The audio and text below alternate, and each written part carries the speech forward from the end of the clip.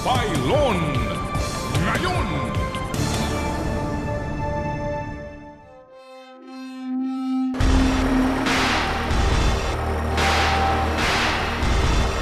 Bakit ka pabor sa mining? Kasi gusto namin magkakatrabaho dahil may mga pinapag-aral kami. Kapag wala yung mina, magugutom talaga ang mga tao dito. We promote responsible mining.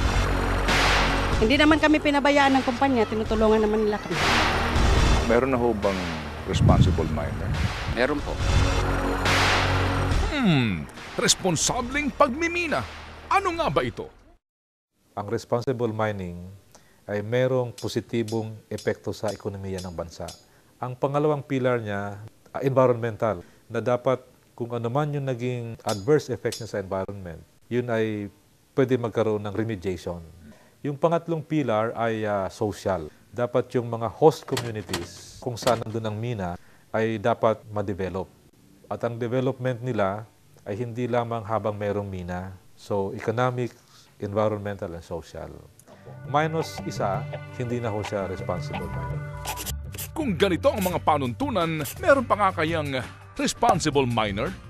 Hindi natin kasi ma-claim na lahat na nag-ooperate na yan ay talagang responsible. Meron talagang mga delinquents. Binisita namin ang iba't ibang minahan dito sa ating bansa.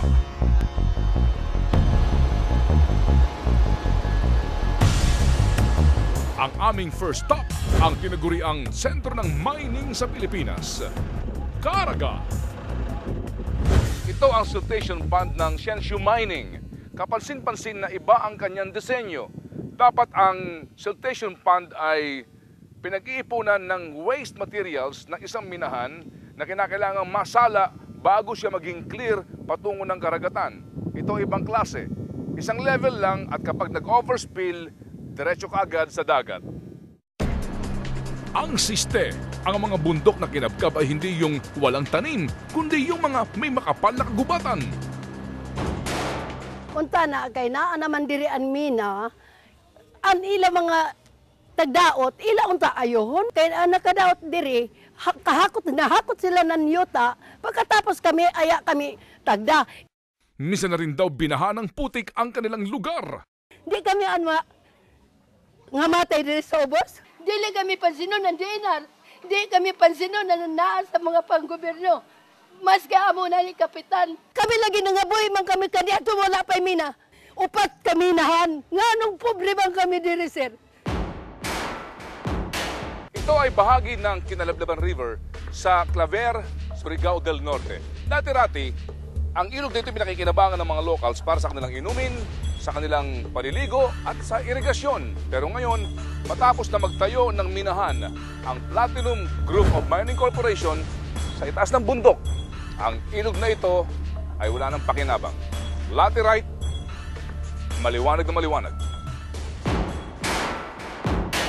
Ang laterite po kasi special siyang uri ng lupa. Iba't ibang klase ng metal makukuha mo sa laterite. Ano ang epekto ng laterite sa buhay ng mga yaman dagat, for example? Ang magiging malaki epekto ng laterite ay yung pag-cover niya kunwari sa mga coral reefs. Kung matatakpan sila ng laterite, mamamatay sila. Ganon din sa mga isda. Siyempre, ang mga isda, humihinga sila gamit ang gills. Kung matatakpan nyo ng laterite, hindi sila makakahinga. Pwede rin nila ikamatay yun. Halos maubos naman ang Mount Bulagjiao na 42 taon nang minimina ng Rio Tuba Mining Corporation sa Palawan. May mga palayan din na hindi na nga mapakinabangan dahil sa natabunan na nga ng laterite. Dati inaabot ng 600 sacks ang inaani namin nung wala pa yung artiin. Pero nung pinasok to ng laterite, wala na. Dahil yung palay nagpupula, tsaka lumiliit. Tinigil na lang namin kaysa yung malulugi. Inireklamo rin ng mga taga roon ang alikabok na dulot ng mga truck na ipinanghahakot ng nickel ore. Hindi nila tinatakpan ang kanilang mga truck. Dapat takpan nila yan para walang alikabok na dadaan. At kung alikabok rin lang ang pag-uusapan, tila yata wala nang tatalo pa sa alikabok sa Orbistondo sa bayan ng Claver sa Surigao del Norte. Isa pang idinadaing ng mga residente ng Claver ay ang kanilang dagat na kulay pula na. Unti-unti nang narating ng pulang laterite yung dagat galing dito sa operasyon ng minahan. Say naman ng iba, Gano'n naman talaga kahit hindi pa siya nag-isan nila yung mina kasi yung lupa niya pula na talaga. ganon?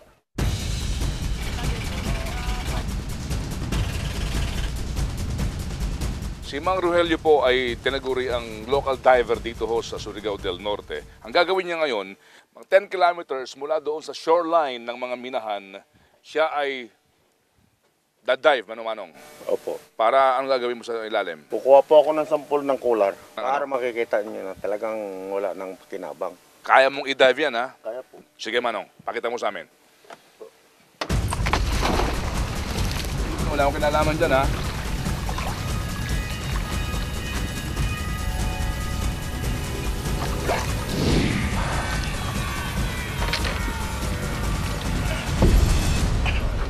Ang nakuha ni Manong Rogelio mula sa ilalim ng dagat, 10 kilometers mula sa talampasigan ng minahan ay itsurang bakal na coral. Patay na ang dati pinakikinabangan ng mga isda. Nang dahil sa laterite, nag-itsurang bakal na kinakalawang ang coral mula mismo sa ilalim ng dagat.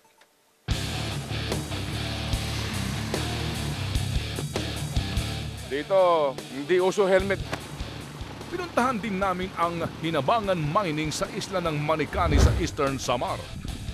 Suspendido ang operasyon nito mula pa noong taong 2001 at tanging care and maintenance program lamang ang pinahihintulutan ng pamahalaan.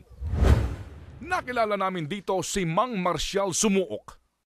Isa ang kanyang pamilya sa mga nakatanggap ng Certificate of Stewardship sa ilalim ng panunungkulan noon ni dating Pangulong Cory Aquino.